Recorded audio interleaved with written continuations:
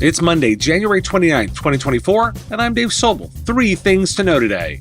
Contrasting economic trends, the U.S.'s growth versus Europe's struggles last year.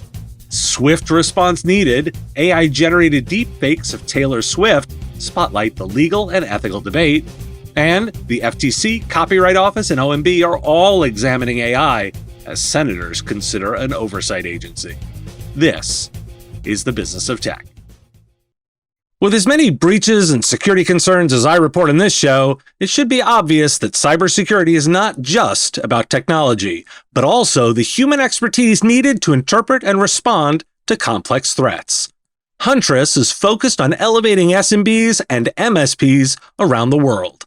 Huntress has a suite of fully managed cybersecurity solutions powered by a 24/7 human-led SOC, dedicated to continuous monitoring, expert investigation, and rapid response. And the proof is the execution. Huntress is the #1 rated EDR for SMBs on G2. Want to know more about the platform? Visit huntress.com/MSP radio to learn more.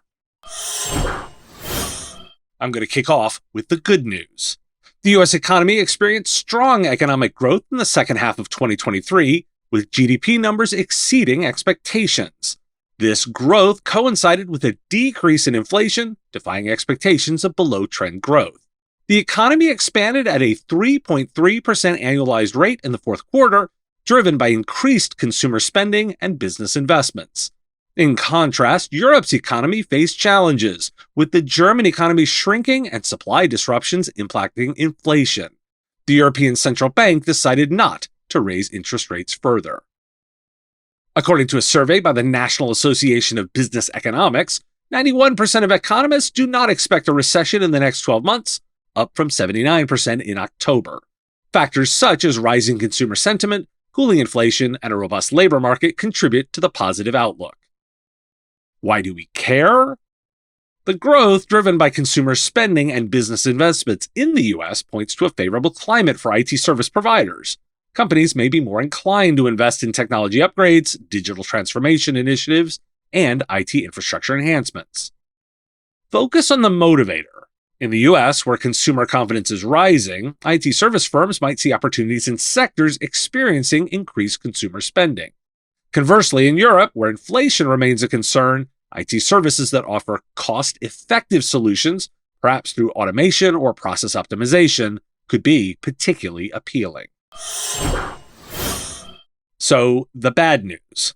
Last week, non-consensual, sexually explicit deepfakes of Taylor Swift went viral on X, amassing millions of views and likes before the account was suspended.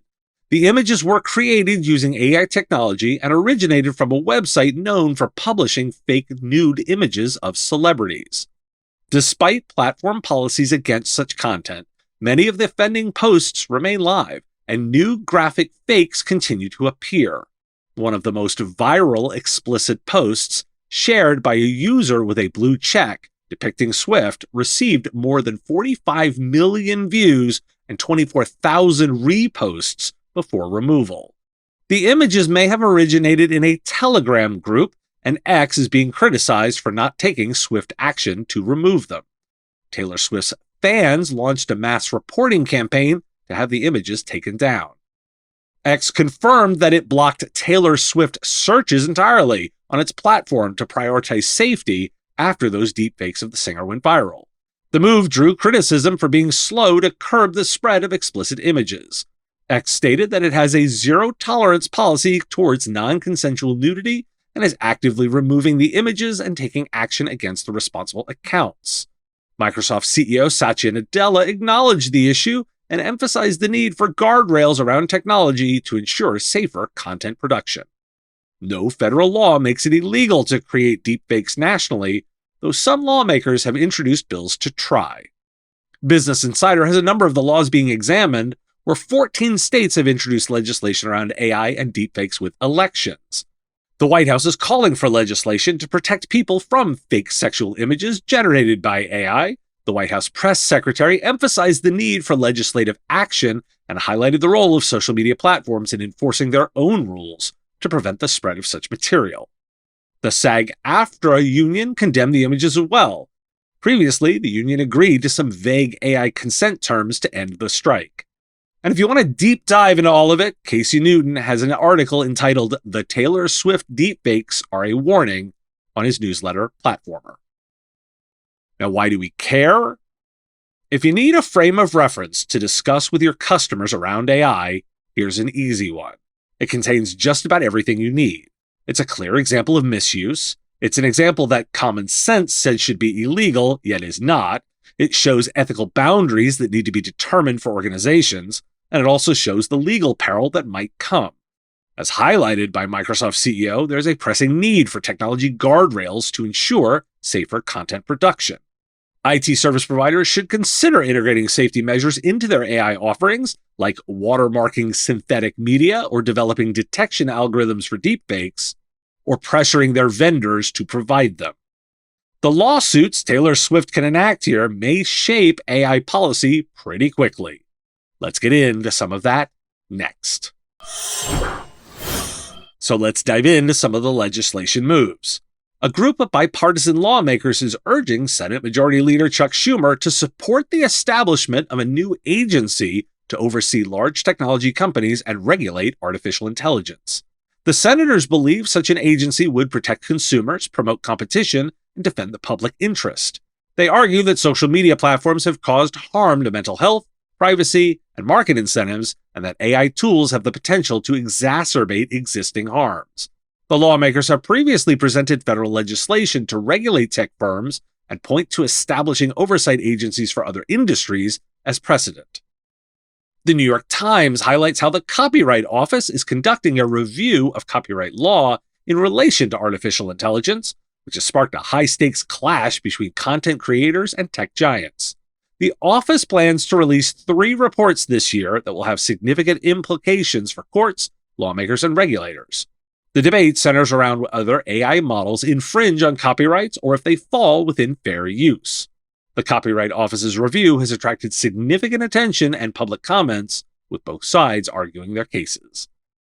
The Federal Trade Commission has launched an inquiry into generative AI investments and partnerships involving the major cloud service providers. The FTC aims to understand the impact of these relationships on the competitive landscape and innovation. Alphabet, Amazon, Anthropic, Microsoft, and OpenAI have been ordered to provide information. The study will examine the strategic rationale, practical implications, competitive impact, and competition for AI inputs and resources. The companies have 45 days to respond to the orders. The White House Office of Management and Budget is seeking input on how federal agency privacy impact assessments can better address risks associated with advanced technologies like AI. The request for information aims to inform updates to the Office of Management and Budget's guidance for privacy risk assessments. Comments are due within 60 days of publication.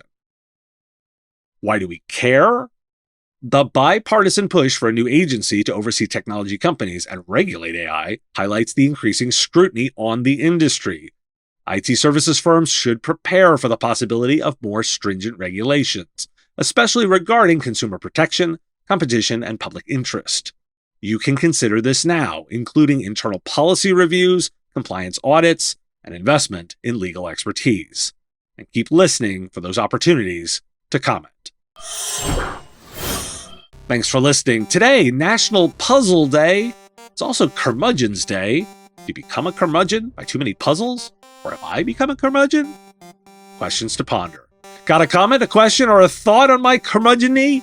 Put it in the comments if you're on YouTube, or reach out on LinkedIn if you're listening to the podcast. I'll talk to you again tomorrow. The Business of Tech is written and produced by me, Dave Sobel, under ethics guidelines posted at businessof.tech. If you like the content, please make sure to hit that like button and follow or subscribe. It's free and easy and the best way to support the show and help us grow. You can also check out our Patreon, where you can join the Business of Tech community at patreon.com/MSP Radio, or buy our Why Do We Care merch at businessof.tech. Finally, if you're interested in advertising on the show, visit mspradio.com/engage. Once again, thanks for listening to me, and I will talk to you again on our next episode of the business of tech. Part of the MSP Radio Network.